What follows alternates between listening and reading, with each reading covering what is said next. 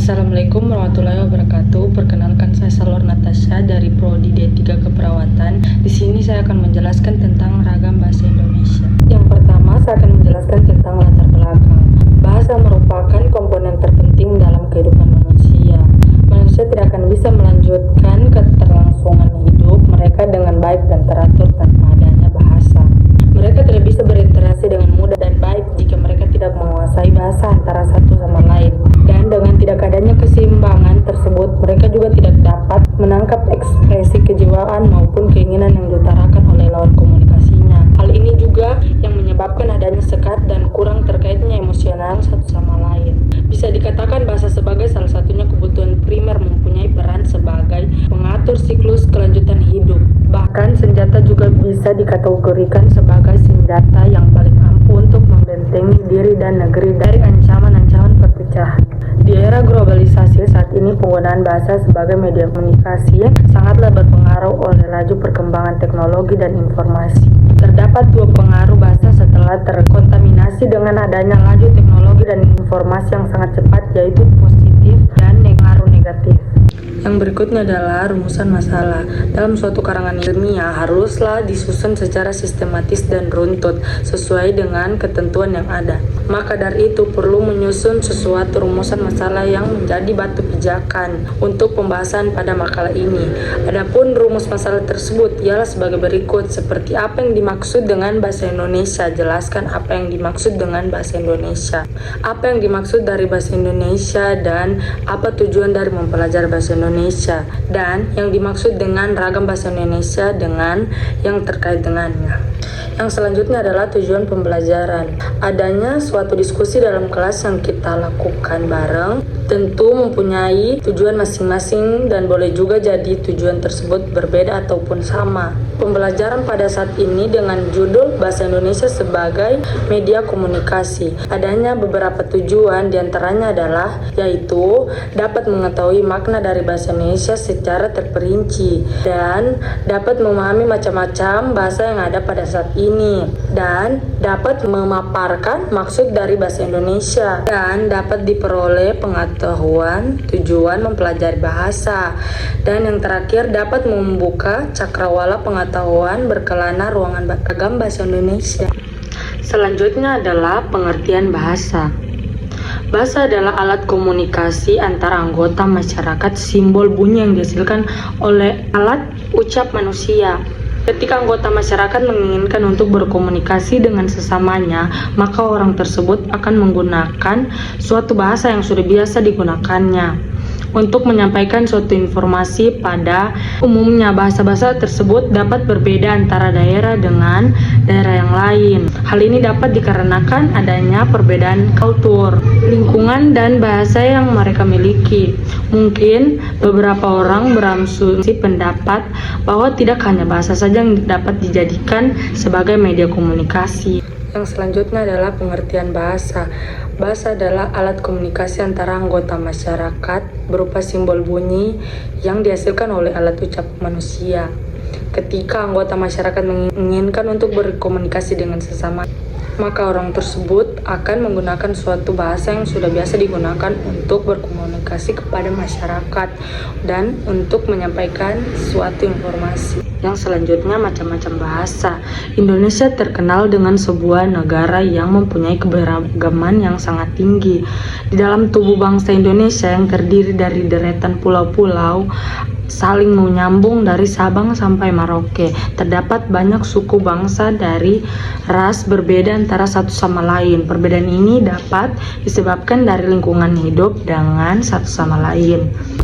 Perbedaan ini dapat disebabkan oleh perbedaan lingkungan hidup dan kebiasaan yang dilakukan oleh orang-orang tersebut. Setelah diamati dan dicermati, perbedaan-perbedaan ini dapat terjadi pada kebiasaan yang ada. Setiap daerah rata-rata mempunyai lebih dari 5 bahasa yang digunakan. Satu provinsi pun kadang mempunyai dari 5 bahasa yang digunakan masyarakatnya untuk berkomunikasi, dan hal inilah yang menjadikan bahasa terkenal dengan kemajemukannya. Selanjutnya adalah macam-macam bahasa Sumatera. Adapun bahasa yang digunakan di daerah Sumatera kurang lebih dari 20 bahasa yang digunakan untuk saling tukar informasi dan untuk berkomunikasi. Adapun bahasa tersebut diantaranya adalah Simulu, Sikule, Rajang Lebong, Orang Laut, Minangkabau, Simulu, Riau, Pakpak, Nias, Mentawai, dan lain-lainnya. Yang selanjutnya adalah macam-macam bahasa di daerah Melayu. Di daerah Melayu sendiri terdapat penilaian bahasa yang digunakan sebagai media komunikasi yang dikarenakan adanya perbedaan pemakaian yang sudah ada. Di daerah Maluku, daerah sekitar Ambon Timur juga menggunakan bahasa yang bermacam-macam, diantaranya bahasa yang digunakan oleh kebanyakan masyarakat untuk bermukim dan berdomisili di sana adalah yaitu Timor, Retun, Anibar, Solor. Sedangkan daerah Maluku, daerah sekitar Suli Bacaan mempunyai bahasa yang berbeda dengan Maluku daerah Ambon Timur. Bahasa yang sering digunakan oleh masyarakat yang berdomisili di sini adalah Talibao, Sula, dan Bacan. Yang selanjutnya adalah macam-macam bahasa di daerah Sulawesi. Beralih pada bahasa yang dipergunakan untuk berkomunikasi masyarakat yang ada di wilayah Sulawesi, sebagaimana bahasa yang ada di wilayah Sumatera. Bahasa yang digunakan sebagai media komunikasi juga bervariasi, tidak menonton menggunakan bahasa sama saja. Bahasa yang digunakan di wilayah Sulawesi adalah yaitu Toraja, Napu, Pilkoporo, dan bahasa-bahasa di daerah Kalimantan. Masyarakat yang menetap di daerah yang berbeda di Pulau Kalimantan menggunakan bahasa yang bermacam-macam. Macam-macam bahasa yang difungsikan sebagai media komunikasi oleh masyarakat Kalimantan tersebut, yaitu yang pertama Kemelautan, Kayan, Kenya, dan Iban. Yang selanjutnya bahasa yang digunakan di daerah Jawa. Sebagaimana kita ketahui, di Pulau Jawa juga terdapat macam-macam bahasa yang digunakan untuk berkomunikasi oleh masyarakat yang tinggal di Jawa. Di antara macam-macam bahasa digunakan adalah yaitu Sunda, Madura, dan Jawa. Yang selanjutnya adalah bahasa negara. Suatu negara yang sudah merdeka dan tengah melanjutkan pemerintahannya pastilah memerlukan suatu bahasa untuk berkomunikasi dengan pihak maupun luar pihak. Negara juga pasti memiliki bahasa. Yang selanjutnya adalah tujuan mempelajari bahasa. Dalam setiap mempelajari ilmu, setiap manusia mempunyai satu tujuan hidup tertentu, walaupun boleh jadi tujuan ahli yang diinginkan antara suatu individu dengan individu lainnya akan berbeda. Begitu juga tujuan orang-orang yang berkenan untuk mempelajari bahasa. Pastilah mereka mempunyai motif tertentu untuk melatar belakangnya. Selanjutnya adalah ragam bahasa. Ragam bahasa adalah pembagian bahasa yang ditinjau dengan bagaimana bahasa itu diantarakan oleh orang melakukan komunikasi.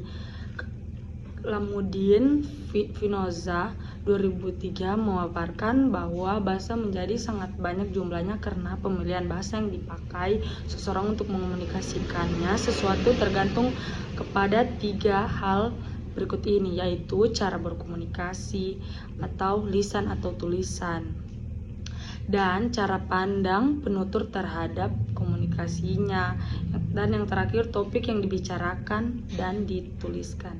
Dengan berdasar pada yang disampaikan oleh Lamuddin tersebut, dapat diketahui bahwa ada 3 klarifikasi ragam bahasa yang terdapat dalam bahasa Indonesia. Adapun klarifikasi ragam bahasa itu adalah ragam berdasarkan cara komunikasi. Yang pertama lisan, dan yang kedua ragam tulisan, dan ragam bahasa berdasarkan dengan cara pandang penutur.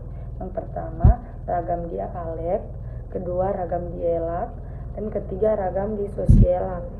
Selanjutnya bahasa berdasarkan situasi. Yang pertama ragam terpelajar, ragam resmi, dan ragam tidak resmi. Dan ragam bahasa dan ragam bahasa berdasarkan topik pembicaraan, dan ada ragam hukum, ragam bisnis, dan ragam sastra, ragam kedokteran. Itu saja pemaparan dari saya. Saya ucapkan terima kasih. Assalamualaikum warahmatullahi wabarakatuh.